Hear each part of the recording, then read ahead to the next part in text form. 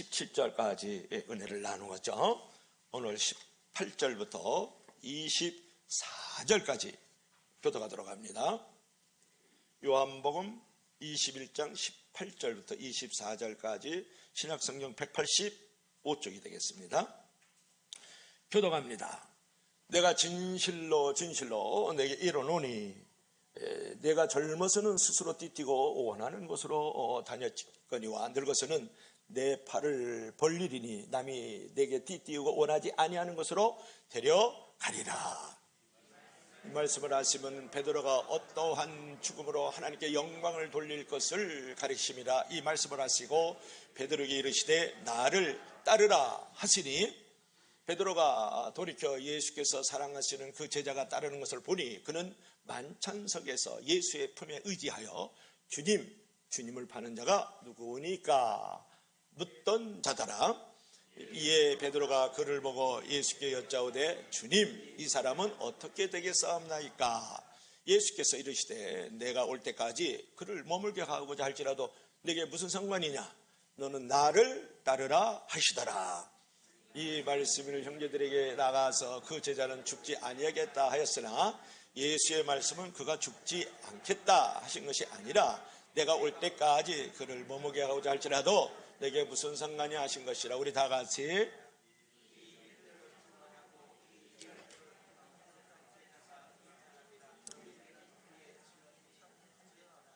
아멘. 주 하나님, 오늘도 하나님의 말씀을 들을 때에 마음판에 잘 새겨지게 하시고 그 말씀 안에서 위로를 얻으며 마땅히 하나님의 거룩하시고 선하신 일들을 볼 수 있는 복된 시간이 되기를 원합니다. 성령께서 들을 수 있는 길을 열어주시고 깨닫는 믿음을 허락하여 주시옵소서. 예수님 이름으로 기도합니다. 아멘. 사진 한번 볼래요?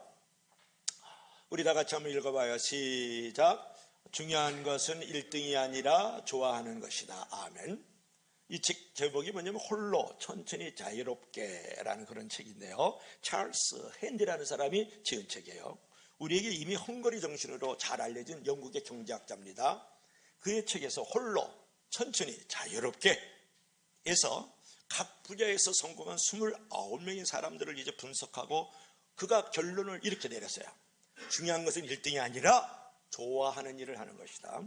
남을 따라하지 말라. 남과 비교하지 말라. 자신을 믿고 홀로 천천히 자유롭게 아무도 가지 않은 자기만의 길을 걸어가라. 이렇게 말을 했다라는 거야. 자기 다움에 대한 인식을 지금 얘기하고 있죠. 나답게 사는 것이 나의 인생이고 나의 길이다 라는 것을 찰스 핸디가 천천히 또 홀로 자유롭게라는 책에서 말씀을 했다라는 거야. 자, 오늘 본문을 보면 부활하신 예수님께서 베드로에게 너는 나를 따르라 이렇게 말씀을 하시거든요. 베드로야, 너는 너에게 택해진 자신의 길을 걸어가라. 이렇게 말씀하신 것을 통해서 오늘 은혜를 우리가 나누려고 하는데요. 오늘 요한복음 21장의 그 내용을 볼 것 같으면 부활하신 예수님께서 갈릴리 바다에서 디베레카 바다에서 이제 고기를 잡고 있는 그 제자들을 찾아오셨다고요. 찾아오셨는데 그 해변가에서 비치 파티를 열어주잖아요. 이제 모닥불을 피우고 또 생선을 굽고 떡을 구워가지고 제자들을 이제 부르시면서 얘들아 아침을 먹자 그래요. 그래서 이제 제자들하고 아침을 먹는데 그때 예수님께서 이제 베드로에게 하는 말씀이 베드로야 네가 나를 사랑하느냐 3번 물어보잖아요. 그러면서 하시는 말씀이 내 양을 먹이라, 내 양을 치라, 내 양을 먹이라. 또 3번 예수님께서 베드로에게 이제 권면하신 후에 그때 예수님께서 베드로에게 이렇게 말씀을 하는 거야. 너가 젊었을 때는 네가 원하는 곳에 다녀. 그러나 늙어서는 네가 원하는 곳으로 다니지 못할 거야. 이것은 베드로가 죽음으로 하나님께 영광을 돌릴 것을 베드로에게 지금 예수님께서 말씀하시고 하거든요. 그러면서 예수님께서 하시는 말씀이 베드로야 죽음을 각오하고 나를 따르라 이렇게 말씀을 하신 장면이 오늘 이제 18절 19절이 이어지고 있는 거죠. 이제 그 말씀을 듣고 이제 주님을 이제 베드로가 이렇게 따르는데 뒤를 돌아보니까 제자 요한이 있어요. 동료 요한이 있는 거예요. 같은 지금 7명 정도의 제자가 지금 이제 주님을 따르고 있는데 베드로 보고 나를 따르니까 뒤를 돌아보니까 요한이 지금 따르고 있단 말이에요. 그때 베드로가 부활하신 예수님께 이렇게 보라. 이 사람은 어떻게 되겠습니까? 이 사람이 누구예요?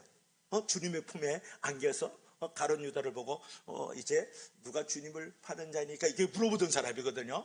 사랑받고 사랑하던 제자가 요한이라고요. 이 자는 어떻게 되겠어요? 나는 죽을 건데요.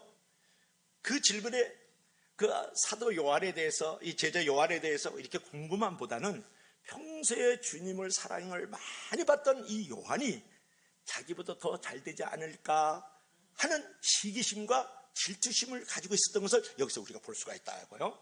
그러니까 예수님께서 면박하듯이 질책을 하듯이 네가 무슨 상관이냐, 너는 나를 따르라, 이렇게 말씀하는 장면이에요.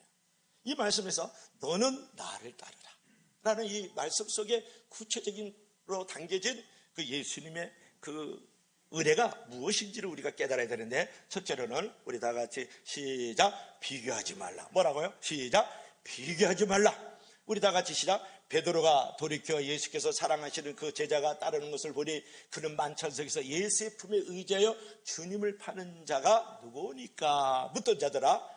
21절 우리 다 같이 시작. 이에 베드로가 그를 보고 예수께 여쭤오되 주님, 이 사람은 어떻게 되겠사옵나이까? 이 말은 뭐냐면 베드로가 이제 그 요한을 보고 예수님, 이 자는 어떻게 되겠어요? 이거 지금 비교하고 있는 거예요. 시기 질투하고 있는 모습이거든요. 여러분, 주님은 성도가 서로 비교하면서 시기 질투하는 것을 아주 싫어한다는 걸 알아야 돼요. 베드로를 지금 면박을 주면서 지금 질책을 하시는 장면이거든요. 여러분, 영적 전투에서 서로 협력해가지고 싸워도 쉽지 않은 싸움인데 말이지, 서로 자기들끼리 시기하고 질투하면 제일 좋아하는 건 사단이 제일 좋아하는 거다, 그런 말이에요. 시기와 질투라는 것은 성도들이 타락할 가장 뚜렷한 표시 중에 표시예요. 여러분, 시기 질투에서 첫 번째 살인이 어디서 일어난 줄 아세요? 아담과 하와가 선악과를 따먹었어요. 그래서 나곤을 잃어버리고 추방을 당했어요. 그래서 첫 번째로 낳은 자식이 가인과 아벨이라고요. 근데 어느 날 형 가인이 가만히 보니까 동생 아벨의 예배는 하나님께서 받으시는데 자기는 안 받는다고 생각을 한 거예요. 그래가지고 돌로 쳐서 그 아벨을 죽여버리잖아요. 그 첫 번째 최초의 살인이 어디서 일어나? 비교에서 나왔다고. 시기 질투하는 데서 최초의 살인이 거기서 가인이 아벨을 죽인 거죠. 여러분, 비교하면서 살지 마십시오. 요한은 요한대로 주님 따르면 되고, 베드로는 베드로대로 주님 따르면 되고, 너는 너대로 주님 따르면 되고, 나는 나대로 주님을 따르면 되는 거잖아요. 남의 성공을 보고 실망하지 말고 남의 행복을 보고 불행하지 마세요. 어떤 사람은 남의 불행이 나의 행복이야. 어떤 사람은 남의 실패가 나의 성공이야. 그렇게 비교하면서 말이죠, 야무지게 살아가면 되겠어요? 내가 그가 될 이유가 없죠. 모든 사람은 하나님 앞에서 주어진 자기만의 어떤 특징과 자기만의 어떤 성공의 길이 있는 거거든요. 없다고 기죽지 말고요, 있다고 어깨 으쓱하면서 우쭐대지도 말아야 돼요. 나답게 사는 것이 중요해요. 나만을 위해서 사는 건 문제가 되지만 나답게 하나님 앞에서 사는 것은 중요하다고요. 여러분, 은혜를 체험했다는 건 다른 거 아니에요. 나는 비교하지 않고 하나님 앞에서 나답게 산다는 말이에요. 사도 바울은 남이 잘 되는 거 얼마나 싫어했는지 몰라요. 그런데 나는 나를 쳐서 복종시키고 나는 날마다 죽느라고 이제 말씀을 하는 거거든요. 그게 나답게 사는 거예요, 하나님 앞에서. 그래서 이런 말이 있어요. 내 운명에는 초연하고 내 사명에는 집중하라. 이거 한번 읽어봐요. 시작. 내 운명에는 초연하고 내 사명에는 집중하라. 다시 한번. 떨어뜨는 10번 20번 부르면서도 말씀을 한 구절도 못 외우는 집사는 그걸 잡사라고 그러는 거야. 이거 끝까지 외워봐요. 시작. 내 운명에는 초연하고 내 사명에는 집중하라. 나는 목사의 축복이 뭐냐 그러면 책을 읽어야 된다는 거고, 그 안에서 참 내가 은혜를 받고 이 말을 또 전해줘야 된다는 게 얼마나 목사의 자리가 은혜가 되는지 몰라. 이 말씀이 너무 한 주간 내내 제 가슴에 박혔어요. 내 운명에는 초연하라, 내 사명에는 집중하라. 이 말씀이 너무 좋았어요. 여러분, 잘 나가는 남을 포로할 필요가 없다라는 거예요. 누가 어떻게 되든지 내 사명에 충실하고 내 사명에 집중하면 돼요. 내 사명에 충실하면 되게도 그 사람 이상으로 성공의 길이 있고 행복의 길이 있단 말이에요. 본문을 보면요, 약간 자기 연민에 빠진 이 베드로를 볼 수가 있어요. 왜냐 그러면 자기는 반드시 십자가의 죽음으로써 영광을 돌려야 될 것을 이제 생각을 하고 있잖아요. 그런데 요한은 이제 그렇지 않다고 생각하니까 자기 연민에 빠졌어요. 그러니까 주님의 말씀과 여러 정황을 보고 있는데 자신은 순교의 십자가를 져야 될 것 같고, 이 요한은 십자가를 지지 않을 것 같단 말이에요. 그러니까 자기는 소외된 느낌, 왕따당한 느낌, 버림받은 느낌, 처량한 느낌, 되게 손해본 느낌, 안 된 느낌이 드는 거예요. 내 처지가 왜 이렇게 됐지? 이게 무슨 꼴이야? 이런 생각을 하면서 자기 연면에 빠져가지고 이 사람은 어떻게 되겠습니까? 그럴 때 예수께서 하시는 말, 네가 무슨 상관이야? 너는 너의 길을 걸어가, 나를 따르란 말이야. 이렇게 하나님 앞에서 윽박지르는 말씀을 듣게 된 것이죠. 근데 중요한 것은요, 겉으로는 잘 사는 사람 같아도요, 마음은 시커멓게 타서 살아가는 사람 너무 많다는 걸 알아야 돼요. 멀리서 보면 좋아 보여요. 바르게 사는 것 같다고요. 근데 그 사람 가까이서 들여다보면, 그 가정 가까이서 들여다보면, 그 속을 들여다보면 시커먼 사람이 얼마나 많은지 몰라요. 그래, 나무꾼이 나무를 이제 하러 나갔는데 갑자기 호랑이가 달려오니까 나무로 올라갔어요. 나무로 올라간 거에 나무가 이게 붉고 높으니까 미끄러져 떨어져 내렸는데 밑에서 기다리던 호랑이 등에 떨어지고 말았는데, 떨어지면 밥이 되니까 호랑이 등을 붙잡았어요. 그러니까 호랑이는 또 이 나무꾼을 떨어뜨리려고 그냥 온몸을 흔들어 제끼는 거예요. 그러다 안 떨어져. 그러니까 호랑이가 속도를 내면서 달려가는 거예요. 그러니까 나무꾼은 호랑이를 붙들고 있단 말이에요. 붙들고 있어, 안 떨어지려고. 그런데 멀리서 밀짚모자 쓰고서 땀을 그냥 이제 펄펄 흘리면서 그죠, 따가운 햇빛을 쬐고 있는 농부가 가만히 보니까, 아니 나는 지금 잡초 캐고 말이죠, 풀뿌리 캐고 있는데 저놈은 말이지 쓰리호 호사스럽게 호랑이 타고 호강하고 있대. 기분 억수로 나쁘다, 이런 생각을 한 거예요. 여러분, 이 농부가 이 나무꾼을 멀리서 보면 호사스럽고 호랑이 타고 호강하는 것 같아. 근데 이 나무꾼은 죽느냐 사느냐 지금 살등 죽을 똥 모르고 지금 그 매달리고 있는 거예요. 속이 얼마나 시커먼냐고요. 여러분, 여러분의 옆집 보세요. 여러분의 옆 교회 한번 들여다보시라고요. 여러분의 옆에 있는 직장 사업 들여다봐요. 속이 시커멓게 타들어가는 그 옆집 남편, 그 옆집 사업, 겉으로는 멀쩡해도 그게 들어가 봐요. 죽을 뚝 살뚝 모르고 지금 교 안에서 호필하고 있다고. 그러니까 멀리서 보면 다 잘 사는 것 같고, 멀리서 보면 다 이제 바르게 사는 것 같아요. 그렇지 않다 그러면 말해요. 여러분, 그래서 자신감을 가져라. 어떤 일을 당해도 여러분 우울하지 말고 나를 가치 있게 생각하고, 나쁜 일 당하면 좋은 일이 있을까요? 호사다마 다 하나님 합력해서 손을 이루는 거야. 아무리 오래도 사는 길이 있고 누구보다 나는 행복할 수 있어 라는 그 자신의 어떤 그 감정을 가져야 되지 않겠어요? 누구나 다 열등감이 있거든요. 그 열등감을 극복해야 돼. 그 열등감이 뭐냐 그러면 비교에서 나오는 거예요. 우월감도 그 비교에서 나오는 거거든요. 여러분, 열등감을 잘 극복하면 그 열등감이 자기 발전의 계기가 되잖아요. 여러분, 베드로가요, 이 열등감이 지금 많이 있는 거거든요. 근데 나중에 열등감 극복해가지고 베드로 전 후서를 쓰잖아요. 사도 바울이 얼마나 말을 못하는지, 이제 자기가 설교하니까 사람이 창탈 쳐서 설교 듣다가 떨어져 죽었어요. 말을 얼마나 못하면, 설교를 얼마나 못하면. 그런데 사도 바울은요, 탁월한 글솜씨를 가지고 성경 15권 썼어요. 이거 여러분, 신약 성경은 사도 바울이 다 썼다 해도 과언이 아니라고요. 그렇게 열등감에서 벗어나면 자기 발전이 있고 그걸 통해서 하나님께 영광도 돌릴 수 있는 거거든요. 그래서 여러분, 하나님의 자녀로서 자신감을 가지고 비교하면서 열등감도 갖지 말고 우울감도 갖지 말아라. 자신을 소중히 여기라. 누구나 자기만의 아름다움과 가능성을 하나님 앞에서 갖고 있는 거예요. 그래서 나만을 위해서 사는 건 문제가 있지만 나답게 하나님 앞에서 살아가야 될 이유가 있다. 한번 볼래요? 자, 사같이 시작. 자신을 소중히 여기라. 누구나 자기만의 아름다움이 있다. 다시 한번 시작. 자신을 소중히 여기라. 누구만의 다 자기만의 아름다움이 있다. 여러분, 장미꽃도 있고요, 달팽이꽃도 있고요, 민들레도 있고요, 다 할미꽃도 있고 다 무슨 꽃대로 있는데, 장미꽃이 나 민들레 되고 싶어 그러면서 몸부림치는 장미 봤어요? 없어요. 장미는 장미대로 무슨 아름다움이 있고, 민들레는 민들레대로 아름다움이 있는 거예요. 민들레가 나 장미 되고 싶어 그런 거 봤어요? 없어요. 그렇잖아요. 근데 사람은 꼭 너가 돼야 되겠다는 거야. 사람은 꼭 그가 돼야 됐다는 거야. 그것 때문에 힘들어하죠. 남의 행복이 나의 불행이잖아요. 근데 민들레도요, 잡초를 부러워할 것 같아요. 왜냐하면 밟아도 살아나고 세워지는 그 잡초, 그죠? 그냥 몰라서 그렇죠. 장면은 장면대로, 비님들은 잡초는 잡초대로 하나님 앞에서 다 자기 존재감을 갖고 살도록 만들어 주었다. 남을 절대 견눈질하지 말아라. 비교하며 살지 말고 나는 나답게 살아갈 수 있길 바랍니다. 베드로는 요한이 어떻게 되겠습니까? 이렇게 비교했잖아요. 그래서 주님으로부터 질책을 받으셨다고요. 여러분은 비교하지 말고 우리 나답게 살아서 주님 앞에 칭찬받는 자가 되어야 되지 않을까요? 그러는 것이죠. 자, 두 번째로, 베드로야 너는 나를 따르라. 이 말은 뭐냐면 남을 인정해라.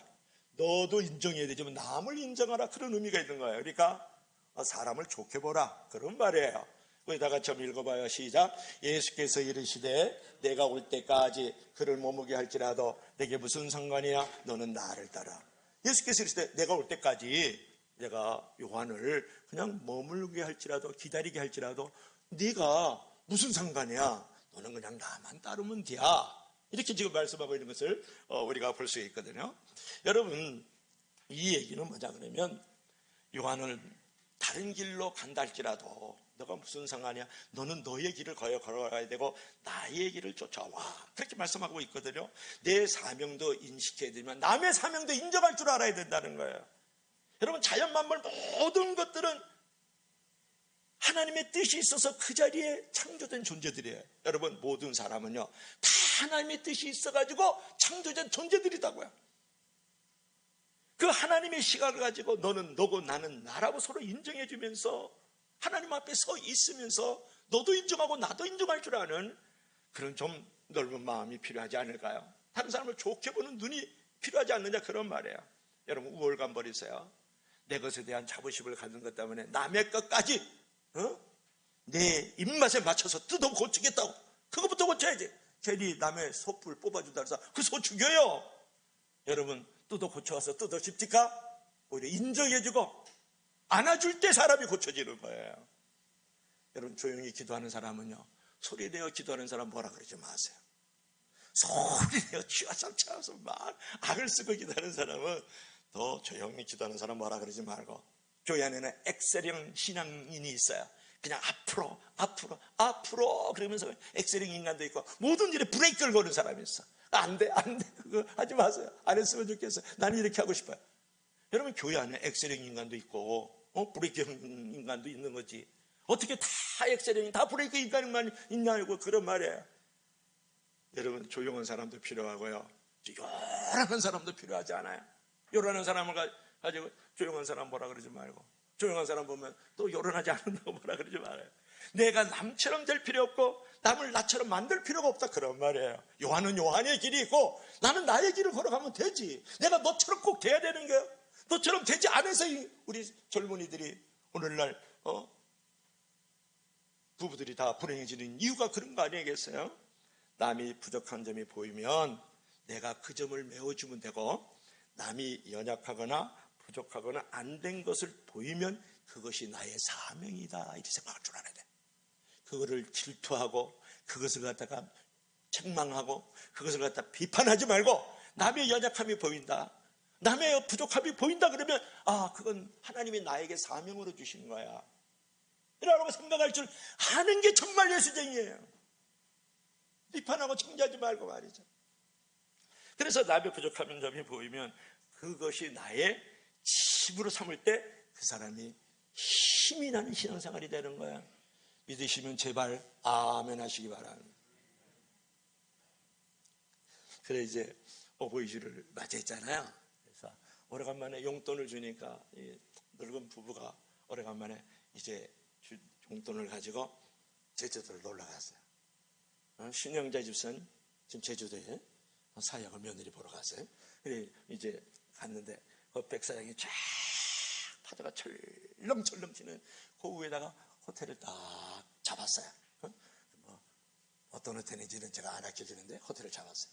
그래가지고 이제 오래간만에 나갔으니까 자식들이 용돈 줘서 또 이렇게 잘 먹으면서 오늘 바닷가나 한번 갑시다 그러면서 커피 한잔 가지고 바닷가로 나갔단 말이에요. 근데 옛날 생각이 나는 거예요. 처녀총각 때 막 연애할 때 그 생각이 나가지고 그 바닷가에 쫙 가가지고 가니까 그때는 왜 그렇게 막 뛰어다닐 때 내가 왜 뛰는지도 몰라. 또 왜 자빠지기는. 왜 자빠지냐고. 자빠지면 이렇게 세워가지고 안아주면서 뽀뽀 한번 하고 털어지고 말이지. 그런 생각이 나는 거예요. 그래서 뭐 그러지 못하겠고 이제는 뛰지 못하겠고, 그래서 여보 내가 업어줄게. 그래가지고 남편이 이제 아내를 업어줬어요. 이렇게 업어주면서 미안해서 그러니까 그 할망구가 이제 남편에게, 할배한테 그러죠. 여보 나 무겁지. 그랬단 말이에요. 여보 무겁지. 그러니까 무거워. 돌은 버리지. 뭐 마음은 강심장이지. 몸은 돼지 욕구셔지. 이렇게 한 거야. 그러니까 막 그냥 이 할머니가 그냥 엎에 있다가 너무 열받아가지고, 안 그래도 사랑바다에 왔다가 열받아가 되는 거야.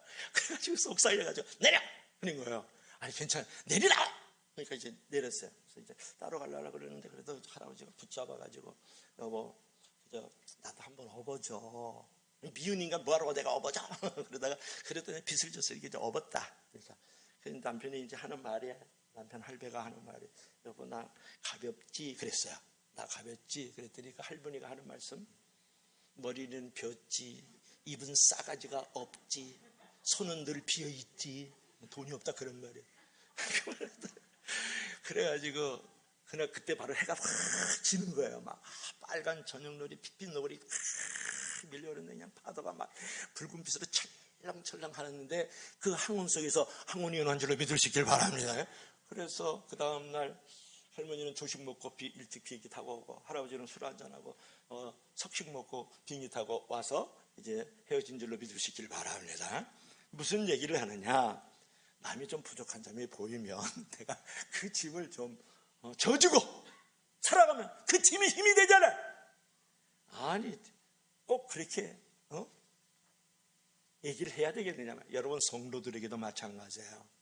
그거 좀 말 한마디에 청량빛 갖는다고 그저 위로해주고, 그저 홍안 쪽에 있으면 반쪽 이렇게 나가먹어, 나눠먹고, 쑥떡쑥떡 하더라도 쑥을 캐서라도 쑥떡이라도 좀 갖고 오고만. 그럼 얼마나 예뻐요. 그래 그저 없는 것만 보려고 그러고 못하는 것만 보려고 그러고 그렇게 말하고 그렇게 생각하고 그렇게 행동하면 짐이 되고 시험이 되죠. 여러분 상대방의 약점을 힘써 감싸주고 장점을 격려하면서 인정해 주라, 그런 말이에요. 그게 왜 이렇게 어려워요? 다 같이 시작. 상대방의 약점을 힘써 감싸주고 장점을 격려하면서 인정하라. 그러니까 남을 인정해 주라는 거야. 나를 낮추는 겸손한 삶이라는 것은 별로 매력이 없지만 하나님은 그런 삶의 매력을 느낀다는 거 아세요? 나를 낮추고 남을 높여주면요, 당장은 낮아지고 손해보는 것 같지만 하나님은 그 사람에게 관심이 있고 나중에 그 사람을 높여준다고요. 특히 사람을 외모로 평가하지 마세요. 여러분 아무리 보잘것없어 보이는 사람도 깊이 사귀면 그 사람 안에 보석이 있어요. 보물이 그 마음 안에 있거든요. 그런 고운 마음, 그 보석과 보물이 있다고 생각하고 남을 좀 소중하게 생각했어요. 나의 장점을 기쁘게 해요.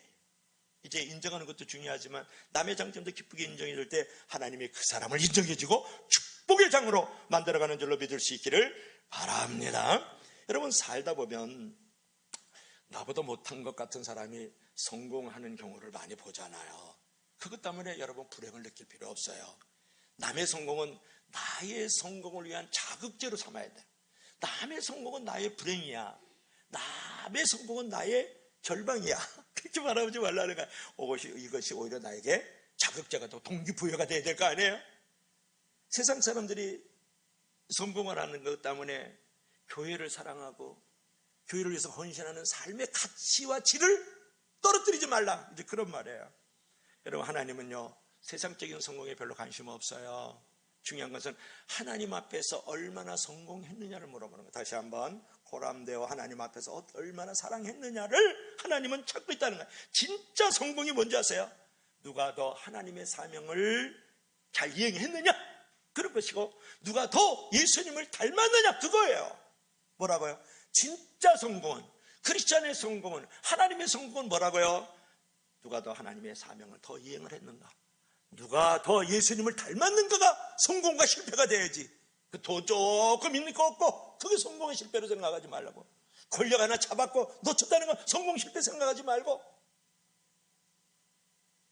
명예 있다 없다 그런 걸로 큰 집 작은 집으로 성공 실패 따지면 앞으로 교회에서 여러분 그런 소리 일절하지 마세요. 돈을 많이 버니 좋게 버니 큰 집이 사니 작은 집이 사니 아파트가 올랐니 내려니 그따위 소리 하지 마세요. 교회는 그런 소리 하는 게 아니에요.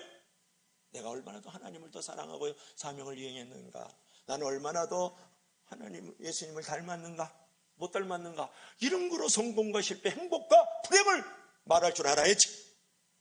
믿으시면 다 같이 아멘 하시기 바랍니다.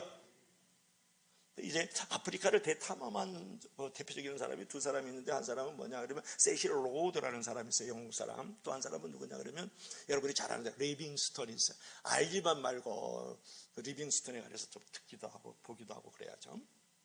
그런데 이 세실 로드라는 사람은 아프리카를 대탐험하면서 거기서 황금하고 다이아몬드를 다 걷어가지고 빼앗아가지고 탈취해가지고 침략해가지고 영국으로 갖고 왔어요. 그러니까 영국 사람들이 막 우리의 영웅 그러면서 막 환호하고 갈채하고 저자를 높여야 된다 막 그랬어요.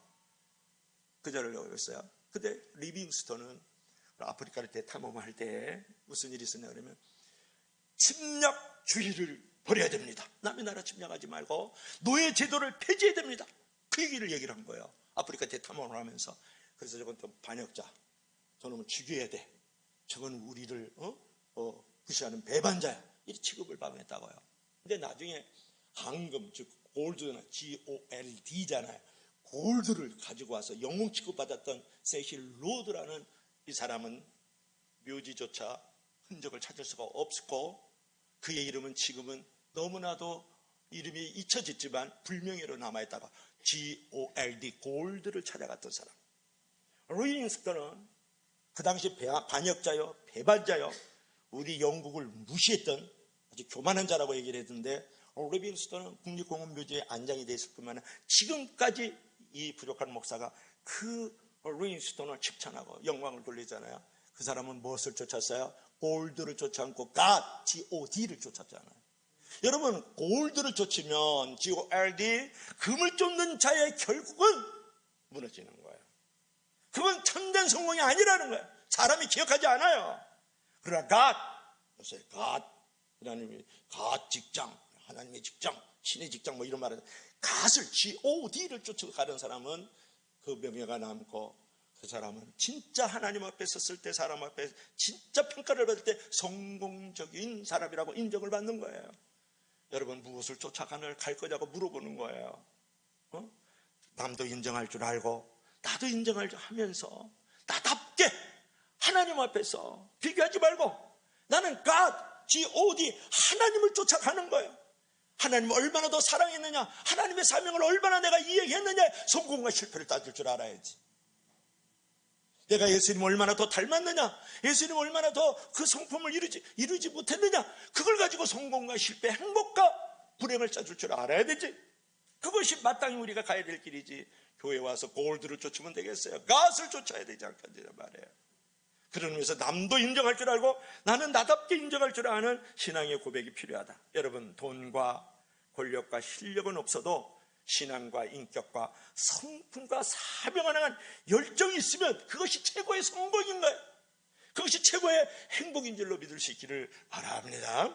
우리 다 같이 한번 읽어봐요. 시작. 남의 장점을 인정해 줄 때 하나님의 인정과 축복이 따라온다. 안정과 축복이 따라온다. 그것도 있어. 남을 인정했잖아요. 내 마음이 안정되지. 축복도 오는 거예요. 성령님께서 또 PPT의 실수가 축복으로 또 이렇게 나오네요. 그죠? 다른 사람의 단점이 우리에겐 장점이 되는 거예요. 할렐루야. 보기에 다 다르죠? 그래서 여러분들께서 남이 가진 것 가지지 못하고 남이 누리지 못하는 것 못하면 속상할 수 있잖아요. 그러나 정말 속상한 일은 뭐냐면 내가 나답게 남도 인정해주고 나는 나대로 인정해주면서 살아가는 하나님의 존재의 목적을 이루지 못한 것 때문에 속상할 줄 알아야 돼요. 지금 생각나네요. 송명희 시인의 노래가 생각나네. 지금 나 가진 재물 없지만, 나 가진 지식 없지만, 나 남들처럼 건강 없지만 남이 가진 것 갖고 있으니 나 보지 못한 것을 보았고 나 갖지 못한 것을 가졌네. 공평하신 하나님이, 할렐루야. 야, 하나님 공평하신 거예요. 저 사람 가지고 있죠? 나만이 또 가진 게 있어. 저 사람 가지지 못한 거 있죠? 나만이 가진 거 있다고요. 믿을 수 있기를 바랍니다. 그래서 남을 인정하고 나는 나를 또 인정하면서 나를 살아갈 때 그것이 바로 올바로 주님을 따라가는 것이다. 자, 마지막 세 번째로는 우리 다 같이 시작. 예수님만 바라보라. 여러분 뭐라고요? 예수님만 바라보라. 베드로야, 네가 왜 요한에 대해서 상관하느냐? 너는 나를 따르라는 말씀이 뭐냐 그러면 나만 바라봐라. 예수님만 바라봐라. 그런 말씀이에요. 다 같이 한번 읽어봐요. 시작. 이 말씀을 하시면 베드로가 어떠한 죽음으로 하나님께 영광 돌릴 것을 가리켰습니다. 이 말씀을 하시고 베드로에게 이르시되 너는 나를 따르라. Follow me. 이렇게 얘기를 하잖아요. 여러분 주님을 따를 때 여러분 곁눈질 하지 마세요. 세상과 물질을 따라가지 마세요. 사람도 따라가지 마세요. 사람은 믿을 존재가 아니라 그냥 믿어줘야 될 존재고, 사람은 믿을 존재가 아니라 사랑해줘야 될 존재다. 기도해줄 존재지. 사람을 믿고 따라가야 될 존재는 이 땅 교회 안에도 교회 바깥에도 없는 거예요. 기도해줄 존재고 사랑해야 될 존재고 믿어줘야 될 존재지. 여러분 사실 사람이 할 수 있는 것은 거의 없어요. 그래서 예배를 통해서 예수님만 바라보고, 기도를 통해서 예수님만 바라보고, 믿음을 통해서 예수님만 바라보라는 거예요. 여러분 중세에 어떤 이제 수도자가 있었는데 하루는 제자들 다 불러 모았어요. 그래가지고 그냥 하얀 종이에다가 한가운데 선을 쫙 그었는데 제자들이 이걸 보여주면서 말했어요. 이 선에 손을 대지 말라. 그리고 이 선을 가늘고 짧게 한번 만들어봐라. 그런 거예요. 아니 수도사가 제자들을 불러다 놓고서 흰 종이에다가 손을 하나 거놨는데 이거에 손을 대지 말고 가늘고 짧게 만들어보라. 그러니까 제자들이 이게 아무리 궁리해도 뭐 굿 아이디어가 안 나오잖아요. 한참 고민을 하던 중에 한 제자가 무릎을 딱 치면서 아주 의심스러운 이제 눈웃음을 지으면서 내가 문제를 풀겠습니다. 그래서 내가 스승의 의도를 알았습니다. 빙그리고 웃으면서 앞으로 나왔어요.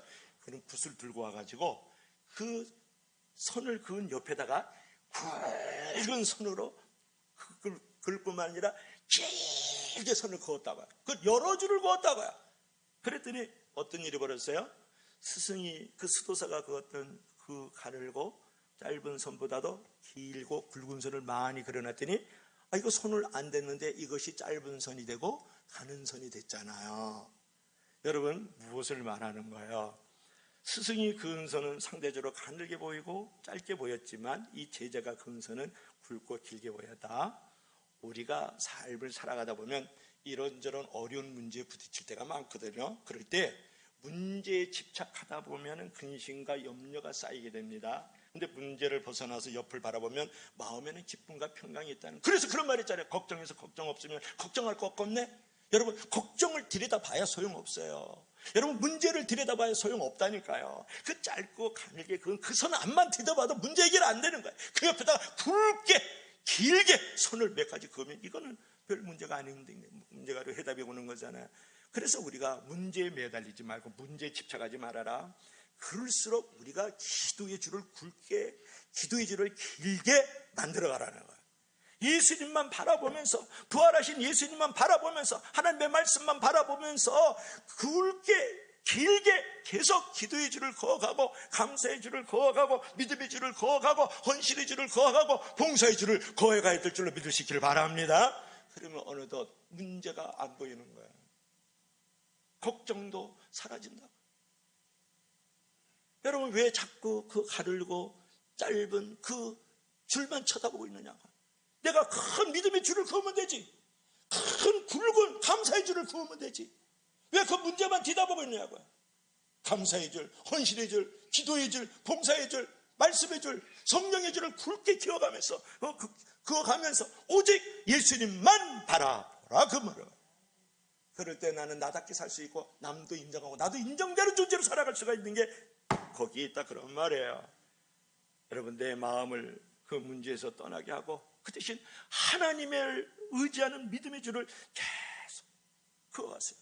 기도의 줄을 계속 그어가세요. 감사의 줄을 그어가시라고요.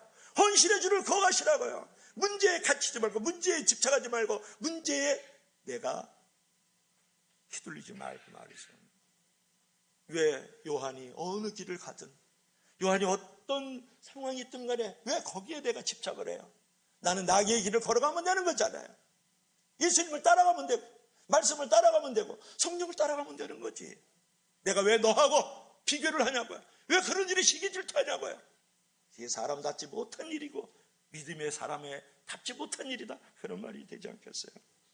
그래서 여러분, 요새 살기 힘들어서 자포자기하는 사람 많아요. 자포자기를 이렇게 해석합니다. 자기를 포장하고 자기를 기만하는 것을 갖다 자포자기라고 그래요. 우리는 자포자기하는 신앙을 가지면 안 돼요. 여러분, 능력 없는 것이 문제가 아니라 능력의 원천을 갖고 있지 못한 것이 문제다, 그런 말이에요. 그럼 능력의 원천은 무엇입니까? 하나님인 거예요. 여러분, 내가 능력이 없습니까? 능력의 원천이 없는 거지. 그 능력의 원천은 누굽니까? 하나님이세요. 능력의 원천이 저는 그 하나님을 바라보고 하나님을 따라가면 나답게 살 수 있고 남도 인정하고 나도 인정할 수 있는 존재가 만들어진다, 그런 말이에요. 그러므로 여러분, 주님께 올인하세요. 그러면 나의 인생이 올인하는 인생이 된다고 제가 말씀하잖아요. 자신을 하나님의 뜻과 하나님의 일에 온전히 내 자신을 던질 때 하나님의 마음도 얻게 되고 기도와 또 믿음의 능력이 있는 사람이 만들어지잖아요. 그러면서 내 안에 숨겨진 보화들이 드러나면서 놀라운 하나님의 축복의 통로로 쓰임을 받을 수 있다, 그런 말이죠.